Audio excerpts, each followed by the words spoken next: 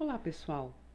Dando continuidade à introdução ao controle de qualidade, bem como à garantia, nós vamos falar na aula de hoje sobre os procedimentos operacionais padrão, o famoso POP. A gente vai utilizar bastante essa sigla e a gente vai ver como eles são extremamente importantes dentro de um laboratório de controle de qualidade, mas não só no laboratório, como na indústria farmacêutica, como na farmácia magistral, dentre outras áreas, né, que contemplam as ciências farmacêuticas. Bem, então os procedimentos operacionais padrão são a descrição de todas as rotinas de um determinado estabelecimento. Isso não vale só para o estabelecimento farmacêutico, mas também para diversos outros.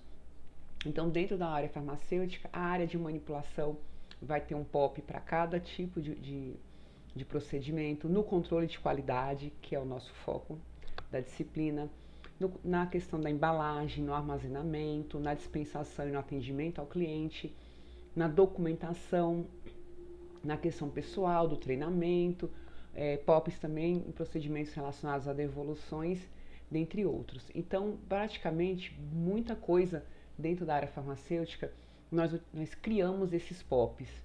Né? E esses POPs, eles têm como objetivo de padronizar determinadas tarefas, né? Tarefas que são importantes dentro de uma empresa.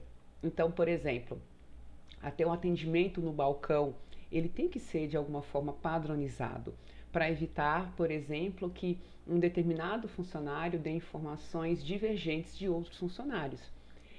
Um atendimento telefônico, muitas vezes ele segue, né, a um POP, né, quando você entra em contato com essas empresas de telefonia, por exemplo, tem já ali um script a ser seguido, né? Hoje, infelizmente, né, as empresas estão colocando atendentes virtuais que, ao meu ver, é péssimo. É uma economia para a empresa, mas muitas vezes você quer falar com o atendente, você quer colocar ali a sua queixa ou a sua pergunta e você não consegue, muitas vezes, essa opção, tá? Mas a fim de querer padronizar cada vez mais esses procedimentos, foi se criado POPs. Então, esses POPs, é, por exemplo, na manipulação você vai ter ali um POP para encapsular, um POP para pesagem. Todas as etapas que são importantes e que tem que ter reprodutibilidade, é importante que você tenha um POP descrito, para não acontecer de determinado funcionário realizar de maneira diferente de outro. Então você vai ter resultados diferentes e isso a gente não quer dentro da área farmacêutica, né? Na área farmacêutica nós temos que atender especificações e para essas especificações serem atendidas é importante que todo colaborador desempenhe uma tarefa de maneira padronizada. Além disso, a importância do POP é você ter isso detalhadamente, né, por escrito, quando você precisa substituir um colaborador de uma determinada função, o novo colaborador ele vai ter acesso à descrição passo a passo daquela tarefa. Né? Então imagine você estar numa empresa e de repente um funcionário fica doente, se afasta, né? Mas agora em tempos de Covid, que volta e meia, né, os afastamentos têm sido muito recorrentes e isso às vezes é de maneira inesperada, e aí você precisa colocar um outro colaborador para assumir aquela função e ele muitas vezes, né, vai ter uma dificuldade de adaptação para aquela função. Então, se você tem aquelas operações todas descritas passo a passo, facilita a sua vida. Não vai acontecer desse novo colaborador cometer equívocos por não conhecer aquela função. Então, as empresas, né, para elas saírem, deixarem de ser amadoras e serem mais profissionais, é importante que tudo esteja por escrito, essas etapas que são importantes. Provavelmente você já deve ter se deparado com a experiência de chegar em um determinado departamento e você solicitar algum tipo de serviço e às vezes a pessoa dizer, só com fulano de tal. Isso não pode acontecer jamais dentro de uma empresa séria, de uma empresa que queira ser competitiva. Né? O conhecimento ele não pode ficar detido na cabeça das pessoas. Né? Esse conhecimento ele também tem que estar acessível através de documentos. E o POP ele traz isso. Então não existe na farmácia você dizer, olha, a gente não tem como manipular a sua fórmula porque o colaborador tal está doente e só ele sabe manipular esse determinado do tipo de forma farmacêutica. Isso não pode acontecer. Então, né, nós estamos trabalhando de empresa, não de algo amador. Então, por isso que é importante que tenha tudo ali por escrito. Faz parte ali do treinamento. Então, chega quando vocês, né, estiverem aí estagiando, vocês vão ver que quando vocês chegarem na farmácia de manipulação, ou mesmo na indústria, ou em alguns outros setores da área farmacêutica, a primeira coisa que eles vão fazer, a primeira atividade sua vai ser ler POP, que é muito monótono, mas é preciso. Então você vai ler lá diversos POPs, né, ali da farmácia, ou do laboratório, para justamente que você esteja apto a executar aquele procedimento de maneira padronizada e não no achismo. Eu acho que eu vou manipular dessa maneira, eu vou higienizar os instrumentos dessa maneira. Então, para a higienização é muito importante também que você tenha esse procedimento padronizado para saber qual é a maneira que um determinado instrumento deve ser higienizada a fim de que ela realmente elimine todas as impurezas para ser reutilizado esse material, essa vidraria. E eu tenho assim uma experiência bem interessante para contar para vocês a respeito dos POPs. Quando eu fiz estágio na Fiocruz, né, na Farmanguinhos, no Rio de Janeiro, a gente morava, né, foram todos da minha turma, e aí cada um ficou em um setor, né? Então eu tinha uma amiga chamada Dayana, eu sempre cito o exemplo dela. Ela foi uma das que que estagiou no laboratório de controle de qualidade. E aí aquela política do POP, de tudo padronizado. E então a gente tinha um rodízio dentro do nosso apartamento, né? Quais dias ia limpar o banheiro, ia limpar a cozinha. Então ela organizou, né? Ela colocou ali um quadro, um cronograma, quais dias cada uma de nós ia executar determinadas tarefas. E aí, por exemplo, com a limpeza do banheiro e a limpeza da cozinha. Então, cada uma fazia do seu jeito, da maneira como você aprendeu na sua casa, né? Umas mais caprichosas, outras menos, umas mais eficientes. Tinha gente que limpava bem rápido e era eficiente, tinha pessoas que demoravam muito tempo e às vezes não ficava tão limpo assim. E aí, nossa amiga Dayana, ela teve a ideia de criar criar POPs para a limpeza do banheiro e para a limpeza da cozinha. Nossa, foi muito engraçado. Ela, porque fulano não limpa, não utiliza hipoclorito na determinada, até a concentração lá da água sanitária que a gente ia ter que diluir na água, Dayana queria que a gente fizesse uma medida mais precisa. Dayana, então você traz lá uma proveta do laboratório que a gente mede aqui quantos ml de hipoclorito e a gente vai fazer uma diluição aqui dentro do balão para poder fazer a limpeza, né? Se é o fluxo unidirecional, né? Então foi muito engraçado porque ela literalmente escreveu um POP para a limpeza do banheiro e para a limpeza da cozinha, né, com detalhes assim da diluição do hipoclorito, quantas vezes tinha que passar o pano, torcer, bem minucioso. Então assim, ela levou a questão do POP muito a sério, né? Trouxe inclusive para a gente se adequar, né? Foi uma polêmica, enfim, uma situação bastante engraçada. Mas que isso é importante, né? Qual era a conclusão? Que uma vez que você não tem um procedimento por escrito, cada um vai fazer do seu jeito. E às vezes quando você faz do seu jeito, nem sempre é a melhor maneira de executar. Então, se está por escrito, provavelmente você tem mais chances possíveis de você ter uma uniformização daquele procedimento. Então, se todas nós seguíssemos ali o POP que nossa colega criou para limpar o banheiro e para limpar a cozinha, provavelmente a gente teria a cozinha e o banheiro no mesmo padrão de limpeza, digamos. Na indústria, na área farmacêutica, né, não pode, tem que realmente existir uma padronização para todos os procedimentos, inclusive para os procedimentos de higienização das áreas. Então fica aí para vocês, né, um exemplo de que ela criou POPs, né, inclusive para o nosso convívio dentro da casa. Aí os meninos, né, ficaram em outro apartamento, às vezes eles iam visitar a gente e aí perguntavam, vem cá, tem algum POP para a gente usar o sanitário? Então a gente tinha até, quem tem que levantar a tampa, ou baixar a tampa do vaso sanitário. E aí foi muito engraçado. Quando eles souberam que ela criou um POP para limpar o banheiro, eles perguntaram se existia um POP para poder usar o sanitário. Enfim, não leve tão a sério isso, tá, gente? Na vida pessoal, mas na vida profissional, nós precisamos sim seguir esses procedimentos. E não pode ficar na cabeça de um indivíduo. Esses POPs, né, tem que estar ali, todos os procedimentos descritos para qualquer pessoa possa executar de maneira, né, reprodutível.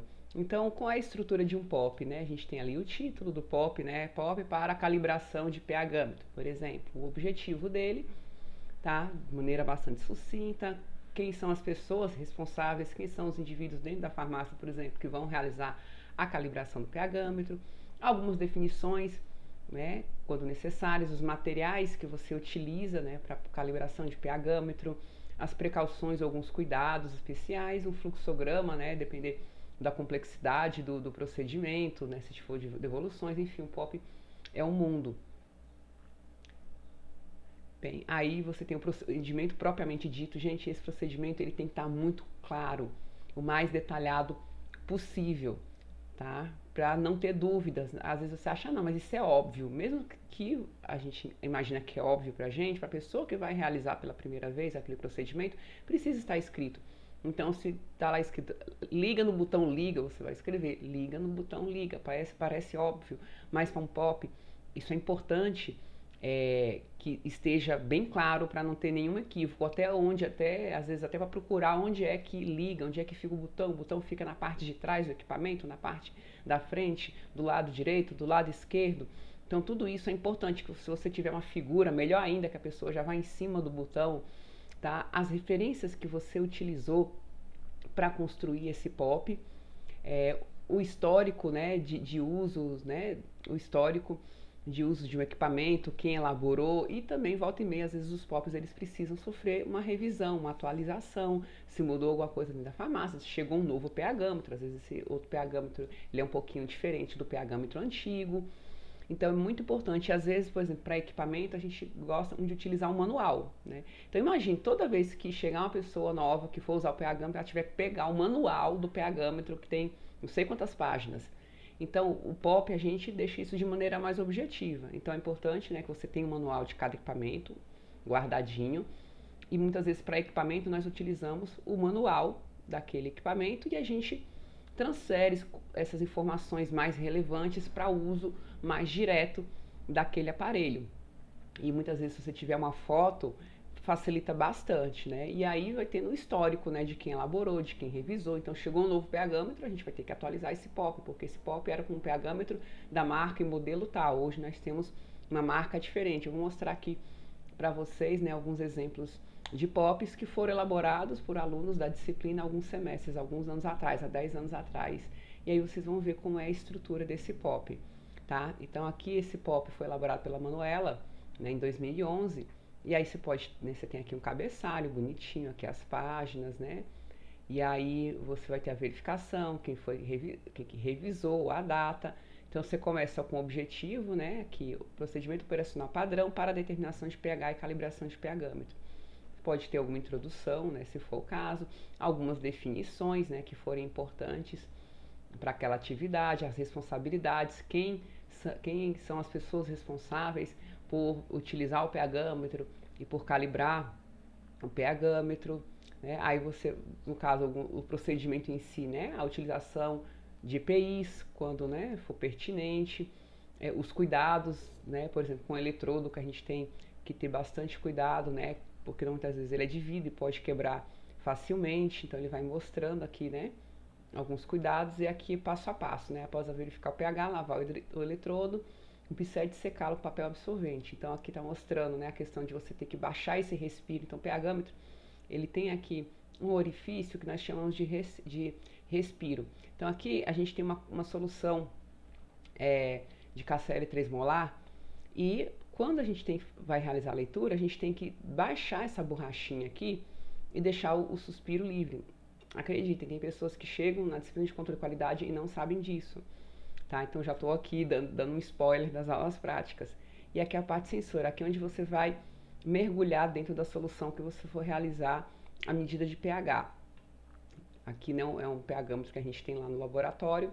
Terminou os trabalhos, lavou esse eletrodo, a gente tem que suspender novamente essa borrachinha. Por quê? Porque é uma solução. Então, como é uma solução, se eu deixar essa borracha aberta, o que vai acontecer? A água ela vai evaporando. E à medida que ela vai evaporando, vai concentrando essa solução e pode acontecer de cristalizar o KCl. né? Então, às vezes, e aí muitas vezes você perde o eletrodo.